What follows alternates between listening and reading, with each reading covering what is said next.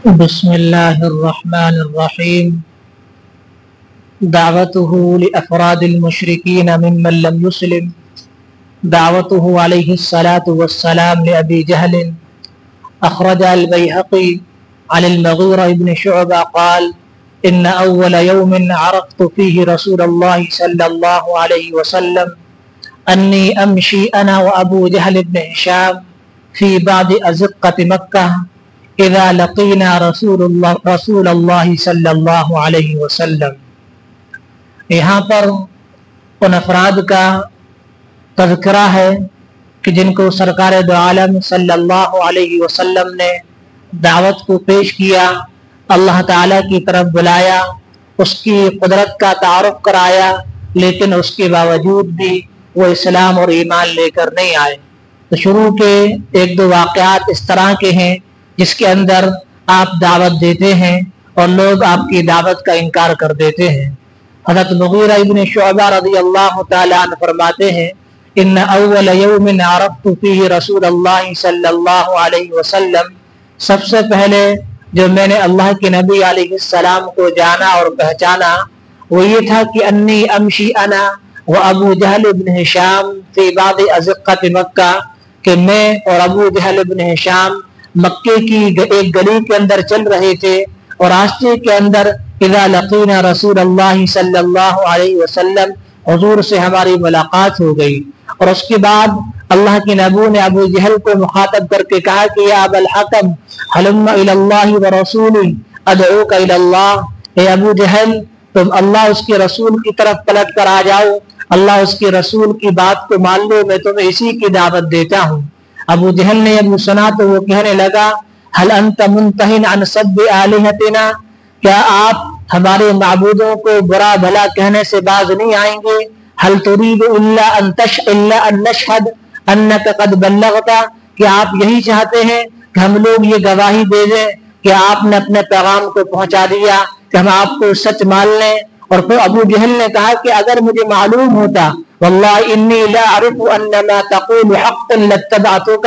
اگر چلو یہ مان لیں، اگر مجھے معلوم چل جاتا کہ آپ جو بات کہہ رہے ہیں اس بات کے اندر حقانیت ہے، سچائی ہے، آپ واقعی سچے رسول ہیں اور اللہ تبارک و تعالی نے آپ کو پیغمبر اور رسول بنا کر مبعوث فرمایا ہے، لاتبعتک، تو میں تمہاری بات کو قبول کر لیتا اور تمہاری بات کو مان لیتا. ظاہر سی بات ہے کہ ابو جہل کو یہ معلوم تھا، لیکن وہاں پر مسئلہ اپنی سودراہٹ کا تھا، اپنی سربلندی کا تھا کہ اگر ان کی بات کو قبول کر لیا تو جو ہماری سالہ سال سے لوگ ہماری بات کو قبول کرتے آ رہے ہیں اس بات کا لوگ اس طرح ہم سے ہٹ کر لوگ ان کی طرف چلے جائیں گے. جس طرح مدینہ منورہ کے اندر اللہ کے نبی علیہ السلام سے پہلے عبداللہ ابن ابی ابن سلول یہ لوگ اس کو سردار ماننے والے ہی تھے کہ اللہ کے نبی کی ہجرت ہو گئی، اس کا سارا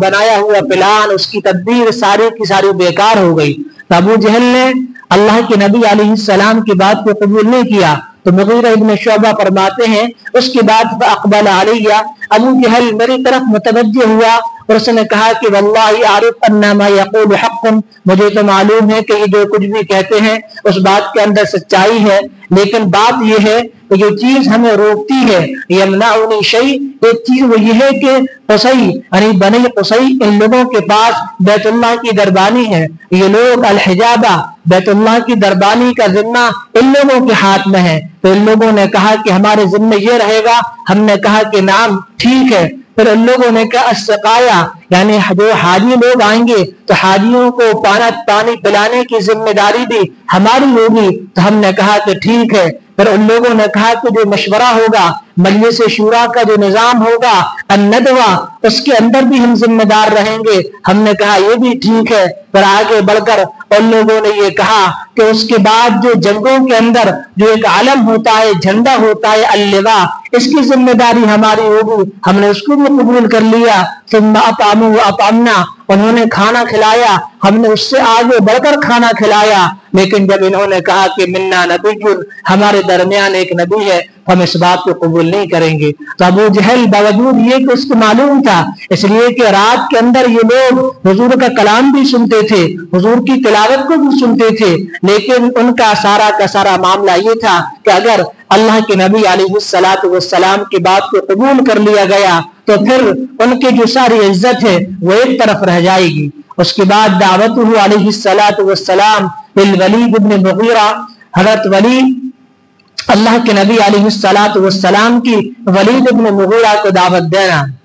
हजरत इब्न अब्बास रज़ियल्लाहु ताला अन्हु फरमाते हैं कि वलीद इब्न मुगीरा हुजूर अकरम अलैहिस्सलाम के पास आया, फ़क़रा अलैहिल कुरान, हुजूर ने उसके सामने कुरान की तिलावत की, फ़कअन्नहु रक़्क़ लहू, गोया कि उसका दिल पसीज गया। लेकिन इस बात की खबर फ़बलग़ ज़ालिका अबा जहल, अबू जहल को इसकी खबर लग गई कि वलीद इब्न मुगीरा तो हुजूर के पास गया है, हुजूर के पास गए हैं, उनकी बात को सुनने के लिए गए हैं। तो फौरन अबू जहल भागता भागता आया, वो कहा कि या अम्मी, ए मेरे चचा, इन्न कौमक युरीदून अन यजमऊ लका माला, आपके कौम के लोग जमा हो गए हैं इसलिए कि इकट्ठा करके आपको खूब माल दे दें, आपको माल देना चाहते हैं। तो उसने कहा कि ये ऐसा क्यों करना चाहते हैं? उनको मालूम है क़द अलिमत कुरैशुन अन्नी मिन अक्सरिहा मालन, कि मैं सबसे ज्यादा कुरैश के अंदर मालदार हूँ, मेरे पास सबसे ज्यादा माल है। और उसके बाद अबू जहल ने कहा कि आपको फिर ऐसी बात कहना पड़ेगी, कुल फीही क़ौलुन यबलुगु क़ौमक अन्नका मुनकिरुन लहू, ताकि आपकी कौम के लोगों को ये लगे कि आप अल्लाह के नबी का इनकार करते हैं। लेकिन वलीद इब्न मुगीरा ने कहा वो तो ठीक है, लेकिन हुजूर की बात की सच्चाई का इस तरह उसे तारुफ कराया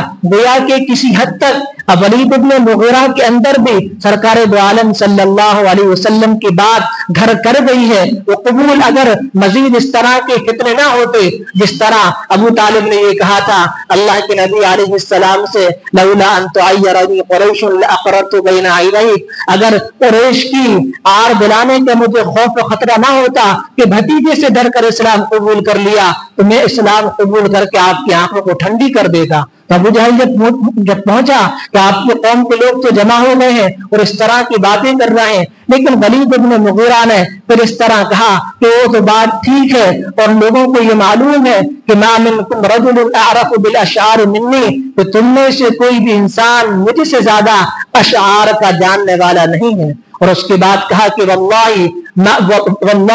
मल्लज़ी यक़ूल मा युशबिहु अल्लज़ी यक़ूल शयअन मिन हाज़ा, और अल्लाह के नबी जो भी बात कहते हैं उसका दूर दूर तक शेर से, शायरी से, अशार से कोई ताल्लुक नहीं। और तीसरी बात कही कि अल्लाह के नबी जो बात कहते हैं व इन्ना लिक़ौलिही अल्लज़ी यक़ूल तलावतुन व अलैहि लहलावा, अल्लाह के नबी की बात के अंदर कशिश है, खूबसूरती है, मजा है, लज्जत है, हलावत है। और आपकी बात का हाल तो ये है कि मुस्मिरुन आला मुग़दिक़ुन अस्फ़लहु, उस तरह तनावर दरख्त की तरह हुजूर की बात है जिसके ऊपर का हिस्सा बड़े फल देता है और जिसकी जड़ बड़ी मजबूत हो। और आपने और फरमाया हुजूर के ताल्लुक से कि आपकी बात तो हर जगह बुलंद होती है, व इन्नहु ला यअलू व ला युअला, आपकी बात बुलंद होती है, आपसे बढ़कर कोई बात ऊंची नहीं हो पाती। वल्लाहि लयुहत्तिमु मा तहतहु, और जितनी तरह की नीचे बातें होती हैं अल्लाह के नबी का कौल उनको तोड़ कर रख देता है। लेकिन अबू जहल ने कहा कि आपकी कौम राजी नहीं होगी, ला यरज़ा अन्का कौमुक हत्ता तक़ूल फ़ीही क़ौलन, आपको ये बात कहना पड़ेगी, कुछ तो आपको बात को बनाना पड़ेगा कि आप बात को कबूल नहीं करते। तो कहा कि ठहर जाओ हत्ता उफ़क्किर फ़ीह, मैं कुछ बात सोचता हूँ। वो सोचने के बाद क्या कहना था जो एक लोगों का उन लोगों का आम मामूल सा बन गया था, इन हाज़ा लसिहरुन यूसर, ये तो जादूगर है, जादूगरी है, और जादूगरी की बात को ये इकट्ठा करते हैं और हमारे दरमियान फिर ये जमात के अंदर तफरीक को पैदा करते हैं। और उसके बाद अबू सुफियान और हिंदा के बारे में फरमाते हैं, अबू सुफियान अबू मुआविया हजरत मुआविया रज़ी अल्लाह तआला अन्हु फरमाते हैं, खरज अबू सुफियान इला बादियतिन लहू, अबू सुफियान اپنے ایک باغ اپنے ایک کھیت کی طرف نکلا اور ان کے ساتھ ہندا وہ بھی ابو سفیان کے ساتھ میں تھی اور یہ جا رہے تھے وخرجت اسیر امامهما وانا غلام على حمارة لي اور میں ایک چھوٹا سا غلام تھا چھوٹا سا بچہ تھا اور میں ان دونوں کے آگے چل رہا تھا اچانک اللہ کے نبی علیہ الصلوۃ والسلام کو ہم سنتے ہیں آواز کو سنتے ہیں سمعنا رسول اللہ صلی اللہ علیہ وسلم حضور کو ہم نے سنا تو اللہ کے نبی علیہ السلام جب آ گئے تو ابو سفیان نے کہا کہ انزل یا معاویہ اتر جاؤ حتی یرکب محمد صلی اللہ علیہ وسلم تاکہ تمہاری اس سواری پر اللہ کے نبی علیہ السلام سوار ہو جائیں حتی صار ہنیئتا حضور تھوڑی دیر ہم لوگوں کے ساتھ چلتے رہے اور چلنے کے بعد اللہ کے نبی نے ہمارے ابو سفیان کو اور ہندا کو اس طرح مخاطب کیا کہ یا ابو سفیان ابن حرب اے ابو سفیان ابن حرب ویا ہند ابن عتبہ اے ہندا بنت عتبہ یاد رکھو کہ واللہ لتموتن یقیناً تم مرو گے ثم لتبعثن اور تمہیں اس کے بعد یقیناً زندہ کیا جائے گا لیدخل المحسن الجنت جن میں جو انسان اچھے کام کرنے والا ہوگا وہ جنت کے اندر داخل ہوگا اور لیدخل المسیء النار جو برا کام کرنے والا ہوگا وہ جہنم کے اندر داخل ہوگا وانی اقول لکم الحق اور میں تمہارے سامنے حق کو بیان کر رہا ہوں حق کی بات کو بیان کر رہا ہوں یہ اللہ کے نبی علیہ السلام نے کہہ دیا اور آپ آگے بڑھ گئے تو ہندا کہنے لگی ابو سفیان سے کہ الہاد الساحر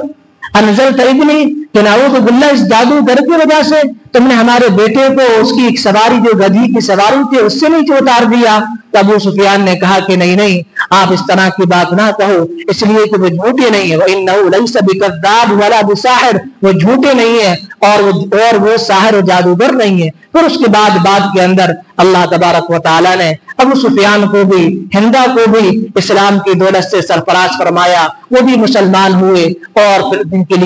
کے لیے بڑی خدمات رہیں تو یہ ان تینوں کے واقعات تھے کہ جہاں اللہ کے نبی علیہ الصلوۃ والسلام نے دعوت دی ابو جہل اور ولید بن مغیرہ یہ تو اسلام اس موقع پر نہیں لائے یعنی اسلام اللہ کے نبی نے دی تو اسلام کو قبول نہیں کیا لیکن بعد کے اندر ابو سفیان اور ہندا اسلام لے کر آئے اسلام قبول کر لیا اللہ تعالی ہم سب کو عمل کی توفیق عطا فرمائے وما علینا الا البلاغ مشورہ ہوگا انشاءاللہ